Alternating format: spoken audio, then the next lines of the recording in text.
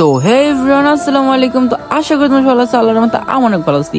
তো অনেকদিন পরে চলে গেলাম সবাই মিলে কাচ্চি বাইতে। তো টাঙ্গাইল লাগি নতুন কাচ্চি বাই লঞ্চ হয়েছে, তো চলে গেলাম খাওয়ার জন্য। তো এখানে ডেকোরেশনটা এত সুন্দর ছিল, অনেক সুন্দর ছিল। তো বলার বাইরে এখন আমরা কাচ্চিটা ট্রাই করব, দেখি কাচ্চিটা কত মজা। তো কাচ্চি ট্রাই করার আগে কিছু এন্ট্রি নিয়েছি। তো এখন আমাদের আসছে বুরহানি, তো তারপর নিয়ে নিলাম কাচ্চিটা দেখে অনেক লোভনীয় লাগতেছিল। তো খাইতে কেমন লাগবে, তো দেখা যাক খাইতে কেমন লাগে কাচ্চিটা। তো গাইস দেখো, কাচ্চিটা এমন লোভনীয় লাগতেছে, বাট আমি খাওয়ার সময় হতাশ।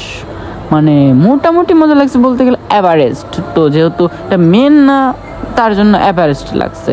তো গাইস তোমরা আসতে পারো, তো সবার রুচি অন্যরকম, তো কারো কাছে ভালো লাগতে পারে। আর আমার কাছে বোরহানিটা এত খারাপ লাগছে, এত একদম বাজে বোরহানিটা, আমার মুখের মানে এইটা দেখে বুঝে গেছো।